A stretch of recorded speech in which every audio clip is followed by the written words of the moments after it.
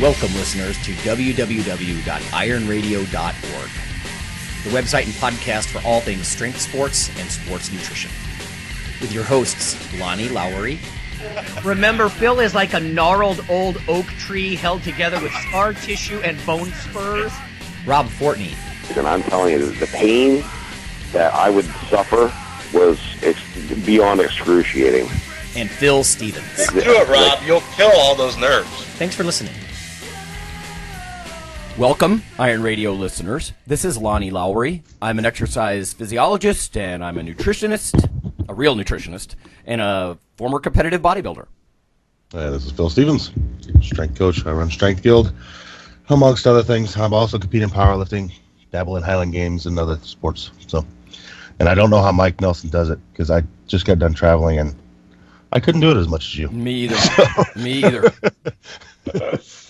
Yeah, this is Dr. Mike T. Nelson, owner of Extreme Human Performance, creator of the Flex Diet Surge, bunch of other stuff. And yeah, I was in Costa Rica for 2 weeks. I was home for less than 24 hours, and now I'm teaching in Illinois directly after we get off recording here. So, yeah. Wow.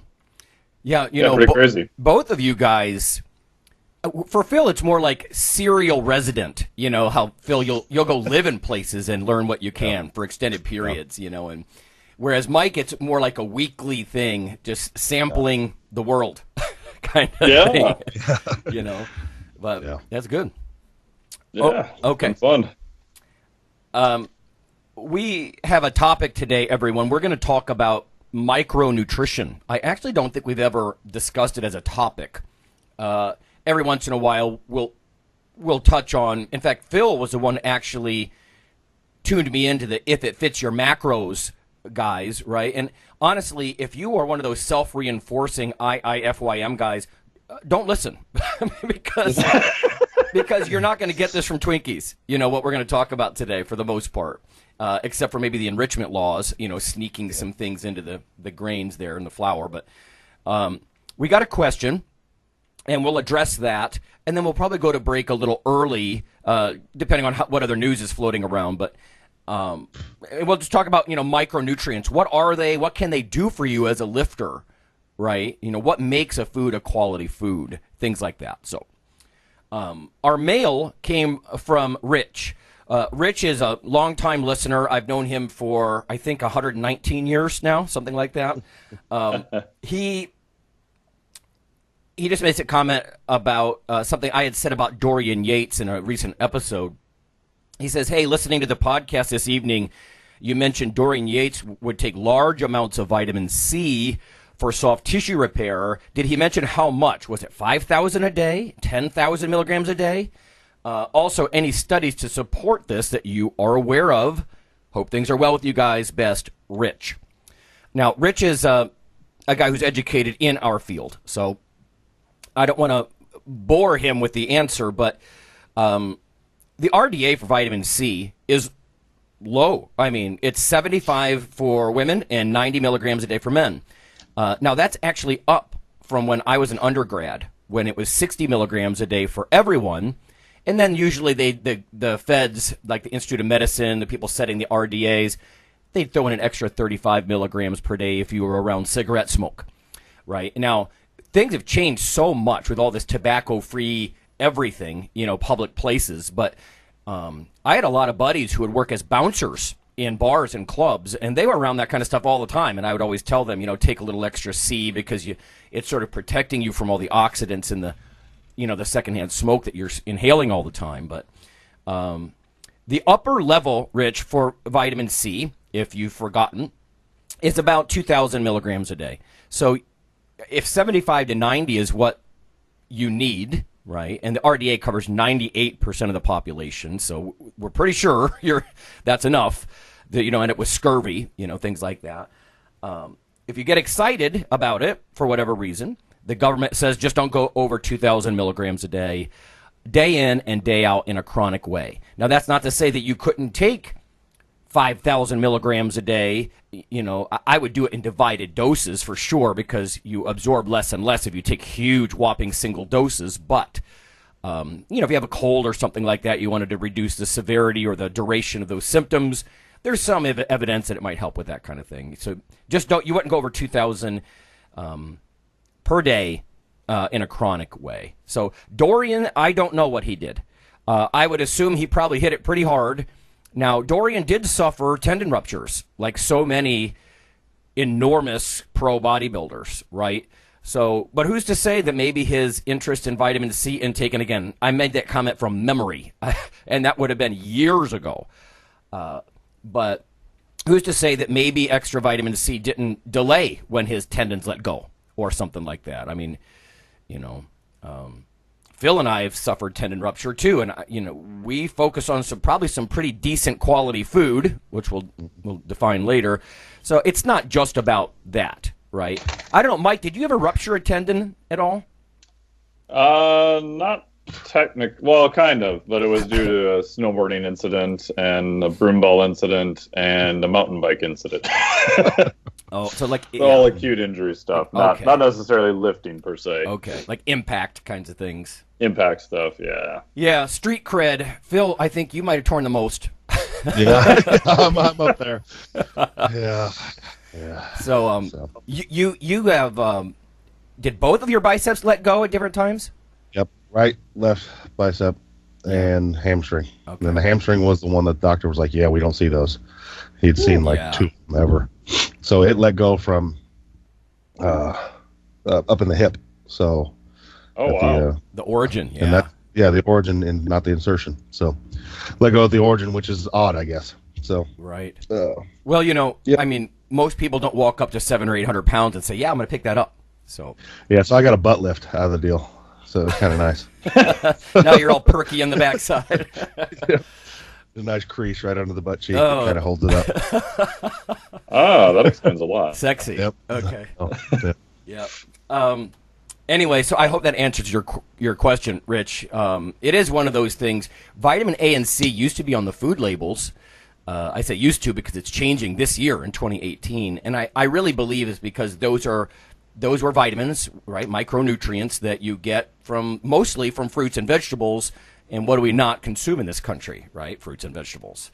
So they've actually bumped those off the label and replaced. They put vitamin D in there now, and I think probably for obvious reasons. I mean, if you live north of Atlanta, the CDC says you're not getting enough vitamin D. So they're kind of changing their priorities a little bit based on that. But make no mistake, though, getting enough vitamin C is legit. And I will even sometimes, I'll take a little extra C or vitamin E if I'm really rocked with muscle soreness. I've seen a little bit of data that like tocotrienols or vitamin E might actually help reduce the duration of DOMS, right? That delayed onset muscle soreness. But antioxidants are very hard to interpret. We were just talking about that in class. Some probably good. Too much could interfere with adaptations, right? Training results and stuff like that. So, I don't know, Mike. Any thoughts? There's one other study too, not directly on vitamin C, but it's in the title. If you pull it up, it's from Keith Barr's lab. The lead author is Shaw, S-H-A-W. Vitamin C enriched gelatin supplementation before intermittent activity augments collagen synthesis. This was an American Journal of Clinical Nutrition right around last year. And it's the only study I've seen so far that's actually looked at like gelatin, or people use a lot of bone broth and things like that. Mm-hmm. They're very similar amino acid structures. And I did pull the full study because I couldn't remember how much vitamin C they used, and it was only 48 milligrams. So it's a very tiny amount. So who knows if that was actually helping or not, since it was combined in the study. So we don't have a study that looks at each one independently. But what was interesting is that was one of the first studies where they showed that if you took it an hour before exercise, it did appear to help actually collagen synthesis. So for athletes and clients I work with, I've been using collagen or gelatin or something like that. I've had them flip it around so they take it about an hour before exercise, and that should help. Yeah, I mean, old school, typical vitamin C textbook stuff is that it helps form cross bridges, right? Right. Collagen form, or with cartilage and collagen formation, hydroxylysine and hydroxyproline cross bridging for the chemist out there. But yeah, it would make sense that they would at least put some token amount of vitamin C in there. Just it's like the way they do vitamin D and calcium together. I think just to support. But yeah, hedge your bets a little bit. The acute thing is what was most interesting of what you just said. I think you could take it now, and it might actually get incorporated into your cartilage or collagen now. So yeah. The longer I study stuff, the more I think that kind of soft tissue stuff may be one of more of the rate limiting steps, even for strength adaptation, even a muscle hypertrophy. Muscle will turn over in around 90 days, which is pretty fast. Collagen and soft tissue is closer to like 9 months. So that appears to be much more of a rate limiting step. Well, that would make sense with the ruptures we were just talking about. I mean, I tore my triceps tendon, but right. And Phil, we've all talked about that before. That you can gain strength, you can outpace your ability for the support structures to stand up to that kind of load. Yeah. And honestly, that when you talk to a lot of surgeons, that's what they'll talk about. Oh, that guy blew his pec. And honestly, there's a lot of talk about like anabolic steroids. Is it because they make you so strong so fast that you just tear out healthy tendons, or is it that they change the underlying like architecture of a tendon? Maybe both. But why athletes use growth hormone too for more soft tissue stuff also. Mm-hmm. I was just talking to one of my young athletes about that. Kind of, he's getting strong, and I was like, just explaining to him we're going to have to change your training a little bit here soon because you're now getting strong enough to break things. Yeah, to hurt yourself. It's just one of those things you got to start. It's one of the reasons training gets a little different as you get stronger. Recovery, more of an aspect of recovery going on and things like that. It's just literally you're getting to the point you can do so much damage that it's harmful. So it's sort of your idea about the 10-year athlete, that sort of thing, right? Yeah. I mean, it's partly, I'm sure, neuromuscular skill set, but also, give your soft tissues a chance to catch up. Yeah. Other than just muscle mass. Okay. I did want to offer one other little piece of news. I checked out our Facebook page. I don't want to be remiss in our Big Eats contest. As far as I can tell, unless you guys want to follow up with me afterwards, Jeff Wilson, I think, will make you the winner of that. He actually posted a 5-layer breakfast casserole. We all love breakfast foods. It's 1,000 calories. He actually had the nutrient breakdown, the macros breakdown. He said he liked it for pre-hiking fuel up, but it was sausage, hash browns. There were 18 large eggs in there, 32 ounces of shredded cheddar cheese, those Grands biscuits. Oh, those are delicious, fatty, delicious. So, Jeff, send me an email, lawnman7@hotmail.com, and I'll get you something cool, like a mug or mouse pad or something like that I have on hand here. So, good stuff. That's good job, Jeff. Big Eats. Yeah. All right. I mentioned that we would go to break early, but I don't want to be remiss if there's other stuff going on. Is there anything else going on? No, I mean, there's some meets going on today. Oh, yeah. We got, we can't go on without mentioning this. What was it, 505 kilo squat? Oh. This last weekend? Yeah. So who did that? Vlad did 1,113 pounds raw. Raw? Yeah. Holy crap. So, yeah, he squatted 505 in Australia this last weekend, and it was hard, but it wasn't 1,100 pounds hard. So, yeah, that was hard. Cone was there sitting in the front row and took a video of it. So if you want to see it, if you follow Ed Cone on his Instagram or anything, he's taking a video of it. But yeah, he topped it's a new raw world record. So wow. Amazing. Yeah, and I mean, I think, God, what was the record before that? In the low thousands. So I mean, he crushed the world record. Huge jump. Yeah. So. And Vlad is an interesting character. If you look him up, he's also one of the guys. He was an equipped lifter before, and like blew everything. So in his legs, and now he comes back and hits a 505 kilo squat, 1,113 pounds at the Pro Raw powerlifting exhibition at the Arnold Sports Fest in Australia. So awesome! Oh, pretty awesome. So, especially because, like you said before, we tend to inch forward a lot of times. Like the actual numbers of the top lifters, they're not dramatically different than they were decades ago. So when you see a big jump, it's pretty rare. Mm-hmm. Yeah. Yeah. I mean, you see guys like Milenichev and stuff, and it's going to be interesting to see what they do. Because Milenichev comes out and squats like 1,030 and looks like he can take it for 4. So, and people have been waiting for him to okay, when's he actually going to uncork one? And really go, because it seems like he comes out and just does what it takes to win to win the record again. It's like, okay, when's he going to come out and really put one up? Because I mean, your career can only last so long, so you'd think sometime before you're done, you'd want to just come out and put it all on the table. True. And put up something that'll last. So it'll be interesting to see what comes now. So It's one of those deals where it's like, okay, it's possible. Now what are we going to see? Right. Nobody done it before. So it's like now people know it's possible to squat 1,100 pounds raw. So, yeah. Yeah. We were just talking about soft tissues. I got to think that at some point I'm very curious as to what are some of the limits, of like a beginner, intermediate, or advanced, and what you can even expect. Yeah. I mean, let's say people start eventually, they get toward 12, 13, 14, 1,500 pounds. Can soft tissues even handle that? And again, yeah, there has to be an end game. At some point, the human structure just can't hold something. So, but okay, Mike, anything with you? What are you teaching there as you're traveling? Yeah, so actually, I'm down here today in Illinois at the 2018 Nutrition Conference. And it's pretty interesting. It's a lot of continuing ed for chiropractors, physicians. It's open, anyone can attend.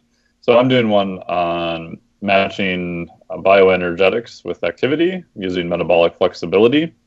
So talking about the role of fats, the role of carbs, when should you match carbohydrates to exercise, maybe a little bit on should you mismatch carbohydrates to exercise, like should you lift in a fasted state once in a while to kind of promote different adaptations. Yeah. And super wide variety of presenters from Dr. Brandon Brock, my buddy Dr. Ryan, who's a functional neurologist and actually a nurse practitioner also. Steve Finney is here. I guess he's going to be talking about ketogenic and type 2 diabetes, I think. Dr. Sarah Ballantyne. So very wide variety of presenters, a little bit more on the, I'd say, the advanced topics. So yeah, it'll be a lot of fun. And they've got a panel and roundtable that I'm on both nights. So that might get kind of crazy. Oh, right. Yeah, those are fun. Listeners, I would encourage you, if there are events that are open like that, it's fun to go to those sorts of things. I know you said there's some more advanced stuff, but if it's open to the public and you don't have to be a member of a professional group and all that kind of thing, they can really give you insight, right? Those sorts of meetings, like what's coming down the pike in the next 5 years. It's very interesting stuff if you stay ahead of the game that way. So, or you can just listen to us. You can listen to us talk about it. Listen to us too. There you go. Because we're doing it anyway. Okay. Well, let's go to break then. When we come back, we're going to talk about micronutrients. We'll define them. We'll talk about vitamins, minerals, phytochemicals, what makes food quality food, right? And what are some of our favorites. So we'll be back in a little bit.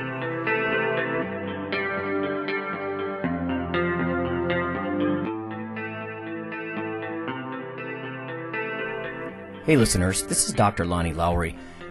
If you've ever had anyone critique you on your protein intake as part of your weightlifting lifestyle, oh, you poor meathead, all that extra protein is going to rot your kidneys or weaken your bones or dehydrate you or give you gout or who knows what.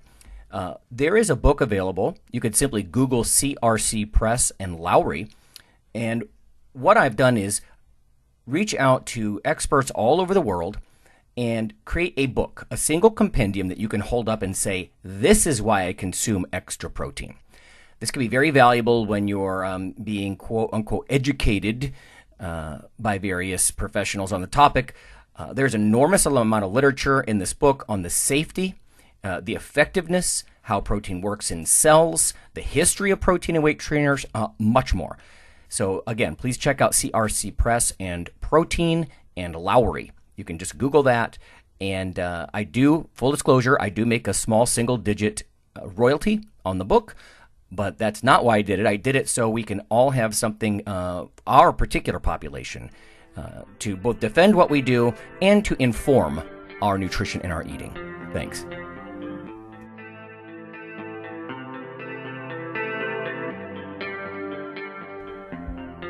Iron Radio is, of course, primarily a podcast. But over the years, there have been technical glitches calling for backup streaming and listeners who wanted the convenience of other sources of audio content. Toward this end, Iron Radio is now simulcast and backed up on YouTube. If needed, please search Lawnman07 or Iron Radio from within YouTube.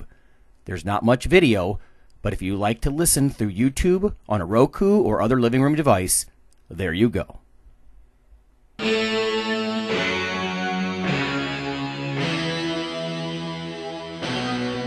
Like your weekly fix of Iron Radio? In addition to being a popular institute on iTunes, we are also on email. Simply go to www.ironradio.org and sign up for the voluntary email. You'll get a once per week email, no more, that's little more than the show notes and a link to the audio. So go for it.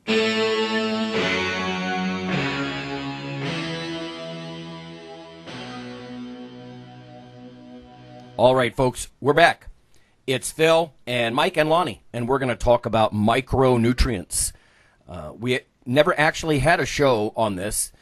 Honestly, I think macros, right? Proteins, carbs, and fats, and the calories that come from them, that's so often the focus in nutrition. And for a very long time, that's what I like the most. I mean, when I would teach graduate courses, oftentimes at the master's level, for example, there'll be advanced nutrition macronutrients, and then a separate course for advanced nutrition micronutrients. And I always taught the macronutrients because I was most interested in protein and that sort of thing. And carbohydrates have gotten so much attention over the decades. I think fat is a little less demonized, at least in a lot of the fitness circles, than it used to be. But we're going to talk about that other course that, so many people don't really think about. Certainly, like the If It Fits Your Macro guys would be less focused on this, I would argue. And that is micronutrients. So let me just kind of define what these are, and we'll talk about what they can do for you. And we'll all just toss in 2 cents on this. But essentially, these are things you consume in small amounts, right? Micro means small. So we're talking about milligram and even microgram quantities of nutrients, not big gram amounts like proteins, carbs, and fats. So vitamins and minerals are sort of the center stage here. Vitamins are organic, right? Carbon-based, like the macros. They serve as cofactors, or what I often use a metaphor, like metabolic spark plugs. They're not the fuel, but they help you burn or use the fuel, right? The macros, in different ways. They allow your enzymes to do their thing. All of the millions of reactions that are taking place in your body right now for you just to sit there and listen to us. The other class would be minerals, and those are inorganic, right? So oftentimes I say rocks and metals. So you look at the periodic table elements, for example, you'll see calcium, iron, magnesium, selenium. They're sort of their own thing, their own element. So they're not like vitamins in that way. They're not like vitamins in a couple of ways, actually. Minerals can provide structure to your body, right, in the way that vitamins cannot, like to your bones, for example, and teeth. And then they compete with each other. And I think this is something that's sort of, interesting and something you have to be cautious with if you get excited about supplementing different minerals, is especially those +2, those divalent minerals like magnesium, calcium, things like that, zinc. You could start to take some of these things, and they will compete with each other for absorption and transport in your bloodstream. So if somebody gets really excited about taking calcium, they might have lower iron or copper, absorption or transport, stuff like that. So now, admittedly, I take a calcium, magnesium, zinc kind of combo, like a chelate kind of thing before I go to bed. But yeah, so minerals are the other. And then the one that rarely gets attention, except as sort of a side note at the end of the semester in college courses, are phytochemicals. Now, I tend not to say phytonutrients, but I know a lot of people say that. And Dr. Nelson, I think you use that term.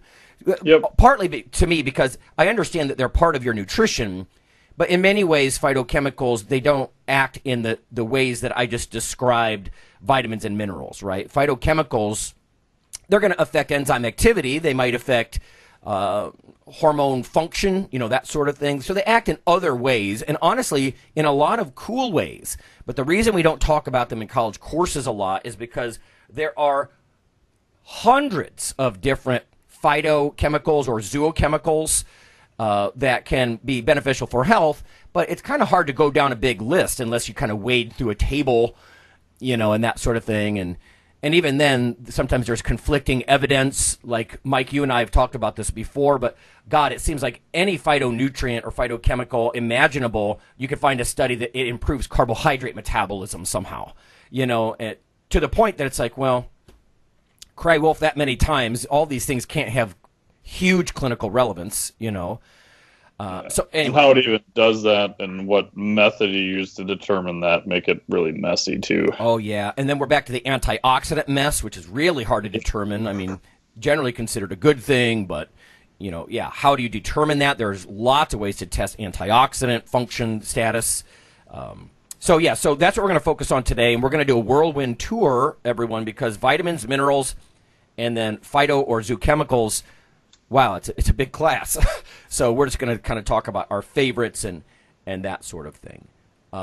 Let's start with the vitamins thing. We'll just do this sort of in order.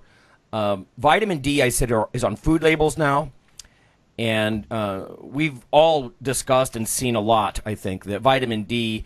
In fact, I'm preparing a talk right now for a nursing conference, actually. And they wanted me to talk about nutrition and immune status and autoimmune diseases and that sort of thing. But about a quarter, maybe up to a third of people in the United States, at least, are inadequate vitamin D. A smaller percentage are straight up deficient in vitamin D. But it is true, about 2/3 of people are adequate vitamin D when you look at serum concentrations. It's harder to look at just vitamin D intake because there are very few foods that have vitamin D. I mean, even your vitamin A and D fortified milk, that's fortified, right? It's not normally in there. So there's not a huge list of really vitamin D rich foods, and I can let Dr. Nelson chime in on this, but that's one of the ones I'm glad is on food labels. It's been connected to muscular strength and testosterone levels and different meta-analyses now. But again, connected doesn't really mean causal. Kind of depends on your initial levels, your initial strength status and all that sort of thing. But I would say vitamin D is probably one of the most interesting micronutrient, like vitamins, that the nutrition nerds have been talking about lately. I don't know. What do you think, Mike? Overstated or what? Yeah, I think it's like all things. It's anytime you've got a population that's super low in something, and then you give that to them as a supplement, most of the time you're going to see benefits. The tricky part then is, one, what is kind of an ideal dosage, which is not always matching the RDA. And then two, especially in the fitness world, everyone wants to take that to the extreme and be like, oh, well, if I just add more vitamin D, I'm going to get stronger. Well, at some point you just see diminishing returns. And then even like the deficiency also depends upon which standard they're actually using to classify something as a deficiency. So the IOM standard is really, really low. So if they're using that as deficiency, yeah, you're probably not going to get rickets or anything like that. But, going a little bit higher is probably going to be better. But then you've got people that are super high in the other spectrum. Granted, with vitamin D, there's not really any risk of acute toxicity. But I have seen in a couple testing where they've been super high. One of them was on myself. I was up near like 95 for a while. Oh. I was like, how the hell did that happen? I'm like, oh, it was winter. And so I took the same amount of vitamin D that I did the previous winter, since I live in Minnesota. But I forgot to factor in the 3 trips I took to warm climates during the winter. So I just kept taking the same amount, and it came back down, but ended up being pretty high. Most of the newer data, I would say, if you had to put a number on it, 40 to 60, maybe 30 to 50, probably somewhere in there. I think it's going to be pretty good for blood levels, 25 hydroxy status. Yep. Yeah, and of course that's why, like that NHANES data that I was just talking about, with roughly 2/3 to 3/4 of people are adequate vitamin D. I think we need to keep that in mind too. They're not going to get quite the benefit, like you said. Replacing a deficiency ends up with such pluripotent benefits, as opposed to me, it's like when you try to hyper supplement something, it's like trying to jam a 7th spark plug in a 6-beater car. There's no place for it. Yeah. It's not going to help. Yeah. That kind of thing. And of course, we look at serum levels of 25-hydroxy-D, like Mike said, because you can make thousands of units just spending 15-20 minutes in the sun. Your face and arms. So it's a vitamin that's also a hormone we've talked about before. So we tend to look at blood status a little bit more than how much people are consuming necessarily, because you can get your blood levels up in different ways, not just swallowing it. So. I think we differ a little bit on how much vitamin D might be considered a little too much. I actually don't take more than I take 2,000 to 4,000 units during each day during the winter. Like I use, I know you'll go 5,000 or more, won't you? Is that right? Sometimes, yeah. And I've seen that. I think we were talking about before how different complexion, maybe redheads, things like that. Their vitamin D may actually even be a little bit different too. So I've seen other people take, in essence, the same amount, and their vitamin D levels kind of go up or down a little bit more. So I think there's more variability than what we think. So if you've got two people, right, and you say, okay, this person's at a level of 20, they both take 5,000 IUs. Some people appear to go up a little bit higher than the next person. So I think how we metabolize it and things of that is probably a little bit different from one person to the next too, which we don't really have a good understanding of yet. Right. And I don't want to dwell too much on vitamin D. Just that, you're right. Skin color, the darkness of your skin. So if you're a listener, if you're African American or you have very dark skin, the literature, it sort of goes back and forth a bit, but for the most part, it suggests that you might not convert vitamin D quite as readily, like Mike said, as someone who's very pale and redheaded and that sort of thing. It's just that it sort of, glass is half full, glass is half empty. On one side, darker skin, more melanin is going to protect you from the UV light in the sun, right? And that sort of thing is more protective, whereas the very pink person, very fair-skinned person doesn't have that kind of protection, but the fair-skinned person might be arguably more adapted to just being in a darker, more northern kind of climate, right? So they make vitamin D a little bit better. But that still begs the question. In a world where there's, universal mass transport and travel and communication and people are moving all over, if you're dark-skinned and you're living in the north, you might especially want to take a look at your vitamin D status, I would think. So, because it's been linked to so many health issues, right? From inflammation to the immune system, to so many things. It's not just the bone vitamin like we used to teach in class. So. Yeah. The last part of that, the downward part of that curve is relatively a high level. So it's, you're going to be pretty safe unless you really go over the deep end, especially when, like you said, a lot of people are more on the deficient side, again, depending on what you use as a cutoff. Right. Yeah. And again, the NHANES guys, they talk about inadequate versus full-born clinical deficient, right? So we're mostly talking in the inadequate range with a lot of people. So, I already mentioned vitamin C and E and antioxidants, and they're hard to interpret. I will take a little bit when I'm very, very sore. Now, Phil, Dorian was big time on the vitamin C and that kind of stuff. Do you ever? I know you're not much of a supplementer, but do you ever purposely go for like strawberries or citrus or anything like that, or how do you address any of this kind of micronutrition? The only time I ever do like extra vitamin C and stuff is if it's cold season or we're traveling or something like that. Maybe it's a good idea. Yeah. But other than that, no. I mean, I don't. And I'm probably behind the boat on this vitamin D thing too, because I just haven't gotten myself to take it. But no. I mean, I there was a time I did, and I think I got overwhelmed with taking too many. It's like, I got 57 pills to take today. Oh, right. And I was just like, I'm done. I'm just gonna eat, Yep. And that's kind of where I'm at now. But I mean, at the same time, I say that, and we do things like we made a bunch of bone broth last night out of marrow bones and things like that. So, I mean, we think about what we're intaking in my household and try and get quality food in. Right.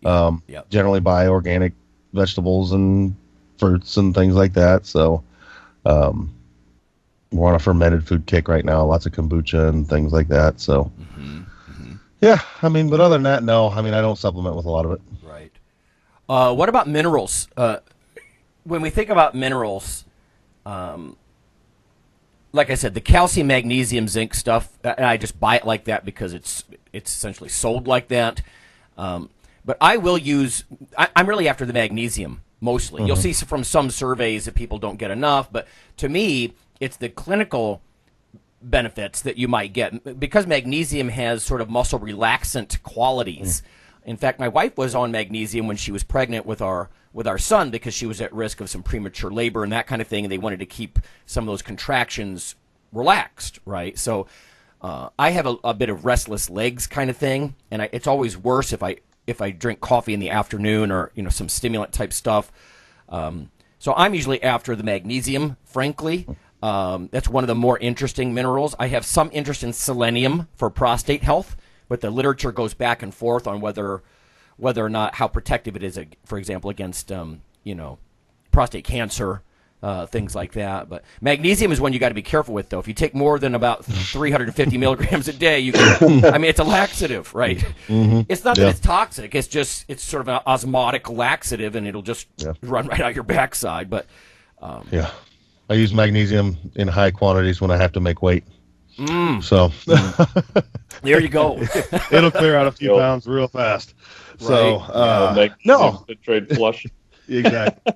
It's no, I was just reading about that this morning though, magnesium, and I think it's something that I need to get back to taking a little more. Like ZMA was really popular there for a little while. Yeah. But I've been having some nighttime cramps in my calves and things like that. And Exactly. Yep. It's probably time to start supplementing with a little bit of that again. We're coming out of a long winter here, and we tend to, I don't know, it's kind of like we just don't get as many. We grow a lot of our food, so I probably don't get as many vegetables and stuff as I need in the winter as we do in the summer, and we're carnivores a lot of the winter. So yeah, I mean, I definitely look into that, and I don't know. I'm more of I'm starting to see some signs, I better take some type of guy instead of being ahead of the game, I guess. But it is worth pointing out, you talked about growing your own stuff. It's worth pointing out that some minerals, like what you're getting from plants, is partly dependent on the mineral richness of the soil. Like here in the Great Lakes, we're deficient in certain things in the soil in this general region.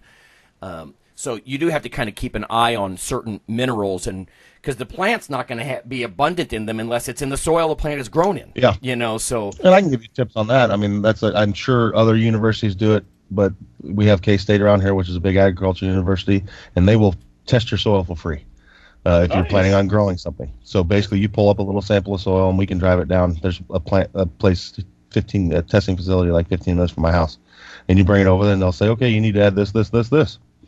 Interesting. For your plants. So yeah, they'll do that for you. Most of the agriculture universities and stuff will do that for free or next to nothing for you. That's cool. Yeah. Right.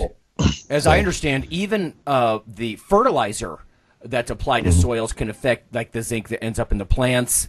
Now I'm going to sit down before I hurt myself because I'm not an agriculture guy, but yeah, it is worth checking, and that's very cool that they do that. That's a real resource then. All right, Miguel, what do you think as far as interesting minerals or ones that you might seek or new science? Yeah, I'd say on the magnesium, that's the one that I think most people are probably deficient in.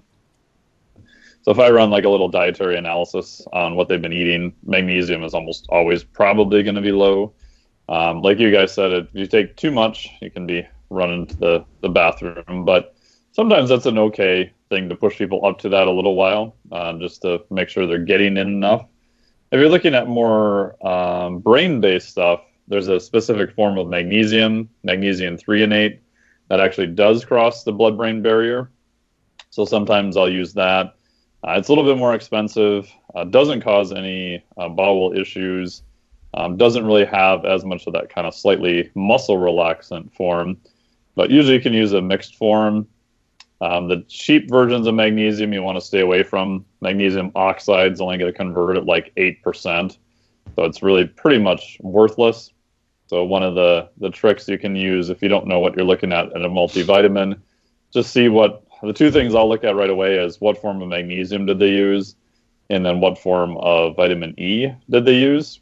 Usually I like a mixed natural tocopherols for vitamin E. Mm-hmm. And if they use magnesium oxide as their main one for magnesium, yeah, odds are they're probably trying to just save money. Again, that's a super crude one, but I've seen that kind of time and time again. Yeah.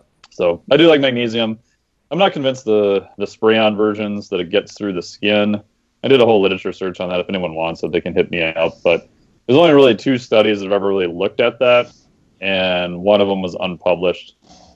And the data was, kind of hit or miss. But that also gets messy because then you're looking at, well, what test of magnesium did you use? Magnesium in the blood's going to be pretty highly regulated.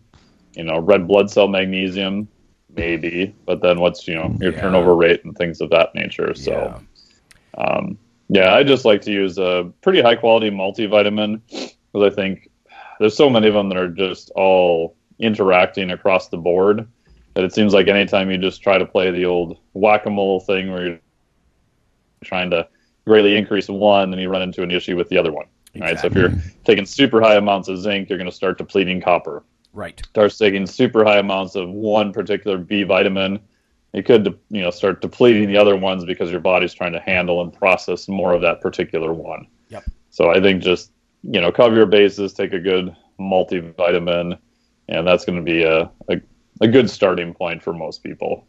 Okay. One final point about minerals before we go into phyto and zoo chemicals. There are major and minor minerals, and there are many, and we're not going to talk about all of them. We will touch on iron in a minute in a different way, but if something's a major mineral, depending on the textbook you look at, it's not major in importance compared to a minor or trace mineral, just in amount. So like a nutritionist might say there are minerals you need more than 100 milligrams per day. A physiologist might say there's more than 5,000 milligrams or 5 grams of major mineral in your body. So that's one of the ways we define it. It's just a quantity thing because some of the minor minerals, right, like iron is not a major mineral. It's the only mineral that women need more of than men. So the RDA for the longest time for women has been 18 milligrams a day and only 8 milligrams per day for men. And that's partly because women, because of the menstrual cycle, they lose iron on a regular basis. And in guys, if anything, it builds up on us. But I said I wouldn't talk about that too much. But anyway, just quick note, major versus minor minerals. We're not going to go down a big list. This is sort of special topics. The one I see people goof up there is selenium because you don't need that much selenium. And it used to be popular quite a while ago that people were taking these super high amounts of selenium, which is not going to be good for you. No, selenosis, right, not good. Yep, bad.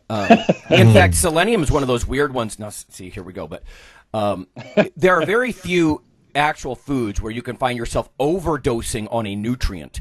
But weirdly, Brazil nuts, right, those really big ones in your mixed nuts, super high. You can actually end up with, selenosis if you were to really eat handfuls of that stuff, handfuls and handfuls every day.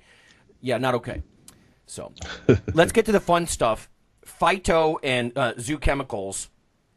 Let me give you a list, and then you guys can just chat on how you can use and abuse any of these. But some of my favorites would be like the anthocyanins in berries. I try to eat mixed berries on a regular basis. In fact, years ago when I was in Oxford, everybody that were giving talks that day, every single one of them, I remember, to a man or woman, tried to consume berries on a fairly regular basis because of the strong the antioxidant effects. There's been some really cool stuff about nervous system recovery with blueberries, for example, that kind of stuff. So big fan of some of those blue colorations that you get, blues and purples out of the berries. Polyphenols and stuff like coffee, right? Chlorogenic acid in coffee. Very interested in that. In fact, we're doing analysis on that right now. I've been kind of rambling about in recent episodes. Coffee's not just liquid caffeine. And so one of the things that I'm most interested in with chlorogenic or caffeic acids is the carbohydrate metabolism, right? I mean, back in Japan, Mike and I were watching some stuff. And, they're really interested in some of those phytochemicals in coffee and how they enhance your carbohydrate use. And I'm actually not just analyzing different brew methods for some of these phytochemicals, but also I'm going to start doing some different glucose tolerance tests, some carbohydrate challenges after acutely and chronically consuming coffee, because I want to see what it does to healthy people, not just diabetics, right? Because so much of this stuff is about diabetics, but we all know that like carbohydrate metabolism is blunted when you're really rocked with muscle soreness.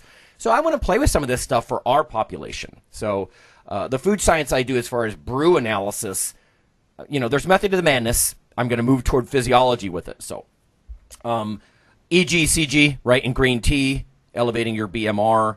Obviously methylxanthines like caffeine and theophylline in coffee and tea, also boosting your BMR. Let's just stick to the plant chemicals first right now. What do you think, Mike? Any interests in some of the phytochemicals?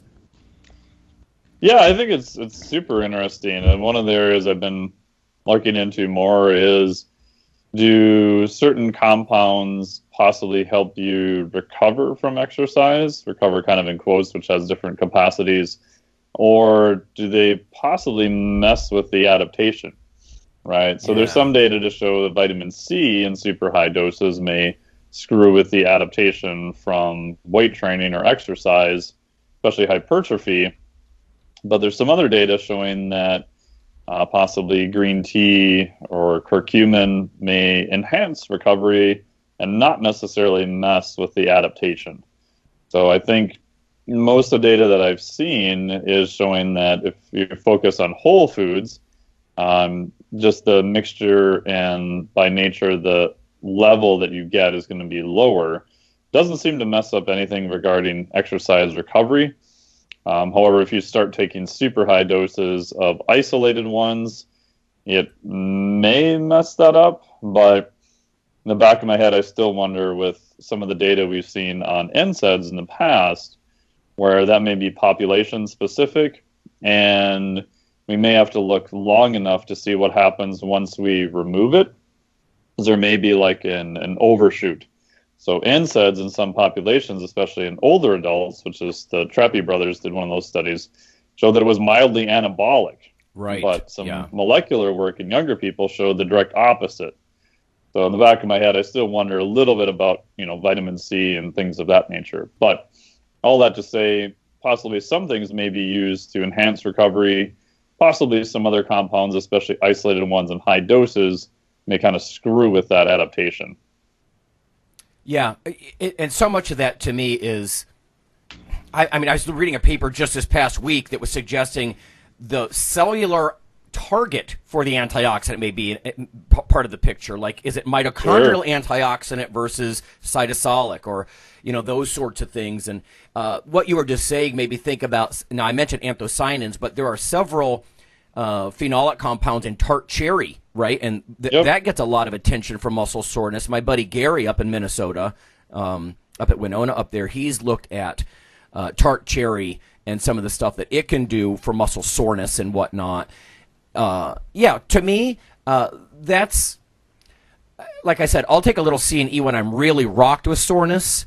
If that's going to blunt some small percentage of my hypertrophic adaptation, all right. I mean, if otherwise I'm going to be damn near crippled for 2 days, So, it kind of depends on the goal with that stuff too, I think. But Phil, let me ask you, do you go for the colorful fruits and vegetables on purpose ever?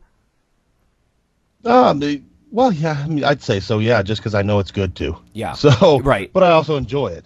I mean, that's one, like when I lived in Thailand, one of the things I loved about it was just in a tropical environment, always having fruits and vegetables nearby. It was amazing. Whereas, here in the Midwest, it's like we get what's shipped in.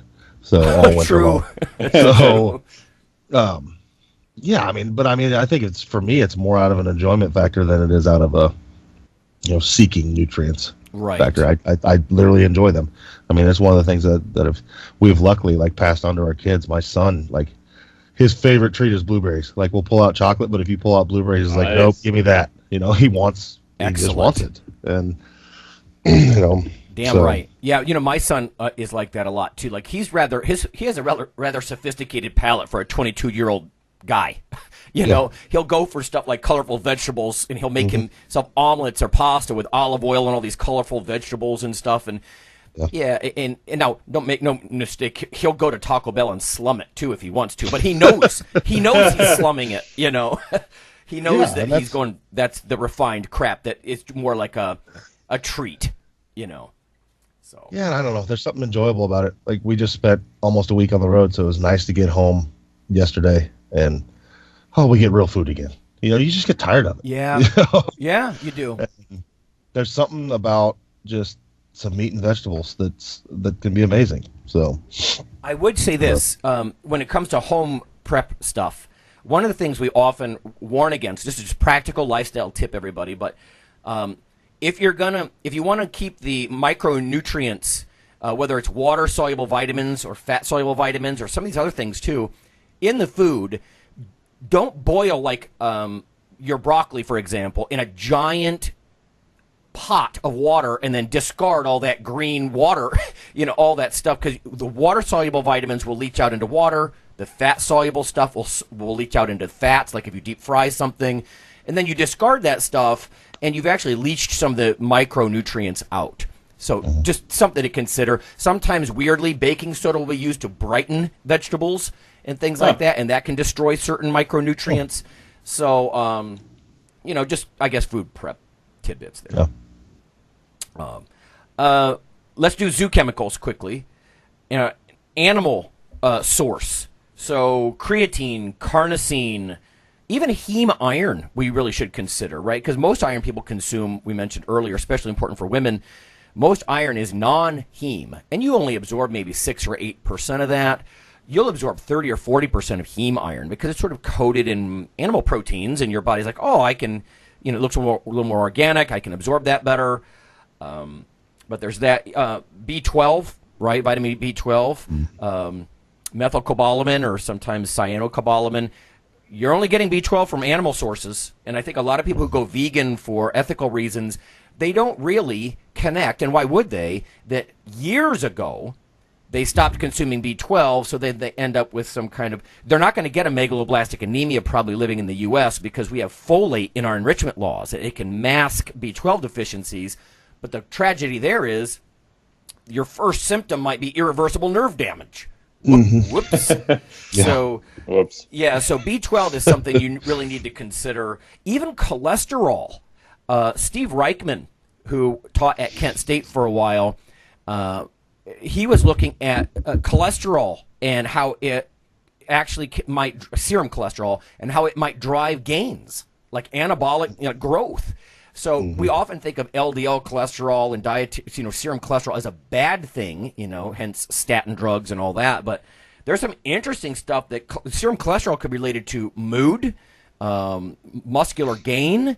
And he did some very compelling research with that, like training programs and people who made the most gains with a Z, right? So the animal side we can't ignore either. I mean, creatine's gotten the most attention, but carnosine, right? I mean, that's a big deal. Yeah, your body has enzymes like carnosinase will break a lot of that down, but that's got muscle acidity buffering qualities, anti-glycation qualities, so you don't gum up your, protein machinery in your cells. Mike, what do you think? Zoo chemicals, interesting? Do you seek any? What's up with that? Yeah, there's some, I'd say, pretty interesting ones. One of the ones I followed for a while is L-carnitine, which historically has been used as a quote-unquote fat burner to shove more fat into the mitochondria. And yeah, it's definitely involved in that process, but does that mean that supplementing with it enhances that? Data's been kind of mixed, although data from Greenhouse Lab, when they gave it to subjects with a lot of carbohydrates, showed that they could increase the levels of it. And they showed some pretty interesting effects from that. Because I've seen, honestly, I think that's tissue specific, because I've seen some data that was interesting. Yeah, it gets into your maybe liver, specific, but not muscle tissue, where most of your mitochondria await, right? That would be my concern. I'd have to check on that if they did. I think they did a biopsy, but I'd have to double check. My go-to, Ben, is we can probably get him on the show, is Dave Barr. You guys know him. He's done a lot of interesting stuff on that. The other one that I've been interested in for a while is astaxanthin. Yep. It's the red carotenoid. It's kind of in the color of crab shells and that type of thing. It's got pretty interesting properties as an antioxidant. It doesn't appear to spin off as many free radicals either, which makes it interesting to me, possibly with relation to exercise. There was some older studies in animal models that it helped with the CPT1 enzyme, so carnitine palmitate transferase 1, which did transition animals to use fat more as a fuel and did increase like some water maze and some swim times. Unfortunately, the data so far in humans is not really that beneficial from a performance standpoint. Van Loon's lab did a pretty cool human trial of it and didn't see much of an effect. But I think it's getting more press now for possible neuroprotection effects because it can cross into the blood-brain barrier. So that may be one to look for. And I've used it usually before I go kiteboarding. Some data to show that it may help with lowering the risk of sunburn. I'm pretty fair-skinned. Data on that's next. I definitely wouldn't use it as my only sun pretty much in the imagination. And then my other thought is if I get dropped out of the sky kiteboarding and knocked on my head, maybe having some of that on board may be helpful to clean up the mess a little bit sooner. Yeah. So that's another one that's been pretty interesting. Yeah. Astaxanthin, I believe, is both a plant and an animal pigment. Like, I think it's an algae and some other things. But usually, you think of shellfish, right? I would. Yeah. Yeah, it's actually made as a supplement from this red Hawaiian plant is where they extract it. But you're correct. It shows up in different structures across the board. Yeah, cool. Well, I think that's sort of the list. I mean, we might have a whole... I'd love to have Steve Reichman actually come on and talk about cholesterol as an anabolic agent, right? I had sort of the evil grin, years ago about actually selling pharmaceutical, grade cholesterol specifically for gains, and just like shock every cardiologist. But of course, there'd have to be some different applications with that. But honestly, your dietary intake of cholesterol doesn't have a huge impact on your blood levels, which is why finally the Institute of Medicine, it's been removed from a lot of the guidelines, right? Like a lot of the old guidelines used to say eat less than 300 milligrams of cholesterol a day. They've really just dropped that because your blood levels just don't change much. A lot of the Canadians have been aware of that for a long time, but we were just slower on the draw down here, I think. But anyway. I only had two last quick comments. I can't find the study, so it may be completely made up. But I was pretty sure that when they did a study comparing colored M&Ms to ones that were just kind of the brown and black, that people ate more of the colored ones. There you go. And the theory was that you're kind of seeking out more micronutrition. Obviously, there's not micronutrition in M&Ms, but that we're kind of hardwired to look for different bright colors. And if you look at like top restaurants or culinary places where they're not really that concerned about the micronutrition, they just want something that people will enjoy. Appealing. A lot of times they use a lot of different colors, right? Because that just visually seems to be how we're wired to make that more appealing. Yep. And then I'm not convinced that micronutrient testing is that worthwhile. Obviously, we've got some pretty good proximate tests for omega-3 and vitamin D and a few things like that. But I've been unimpressed so far by a lot of the micronutrition testing.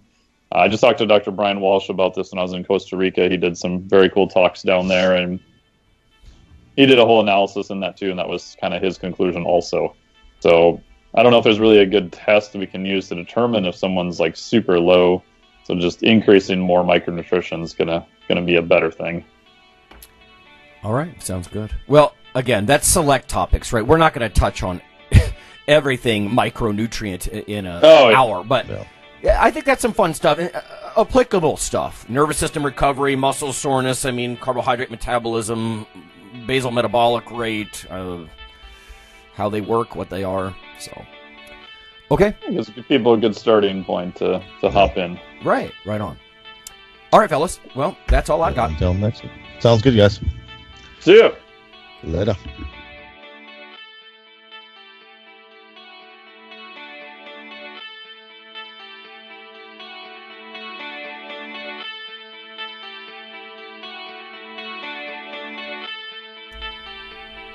Hey listeners, have you seen the store at IronRadio.org? There are 3 halls in the store. One for Phil, one for Fortress, and one for myself, Dr. Lowry, and they're thematic. So you can go into our Halls of Iron store and choose based on your goal. If you need something to learn or read or something nutritional, you can look in my store, Lonnie's store. If you want something about injury prevention or competition, then take a look at Phil's Hall of Iron. And if you want something about motivation or daily training, Fortress's Hall has what you're looking for. There are some fun, heroic descriptors as you browse through the store, so we try to make it a little more fun than the average boring online store. And whether you're a novice lifter or someone more experienced, you can take heart that you're not wasting your time. The things that we put in each Hall of Iron are actually based on our own recommendations. Protein powders that we know to be good, knee sleeves, wraps of some kind, things that Fortress uses in his own training. The stuff you see, you know is good. This way you don't waste time.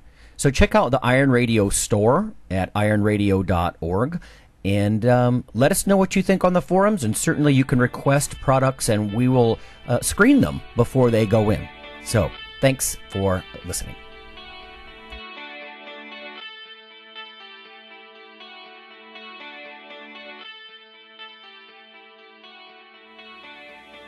Iron Radio is accepting donations. If you like what we do, the professors, the scientists, the bodybuilding show promoters, the athletes themselves in powerlifting and bodybuilding, please consider making a donation or maybe buying something from the ironradio.org store. We also are accepting supporting members. So for $4 a month, which is frankly less than the bank sneaks out of your account in fees, you can step up and support a form of sort of public radio for the bodybuilding and powerlifting and strength community. The Iron Radio podcast and all of the audio on ironradio.org is for informational purposes only. If you're interested in starting a diet or exercise program, it's important to check with your physician. Also seek the help of registered dietitians, athletic trainers, and qualified exercise physiologists in order to make the progress that you need.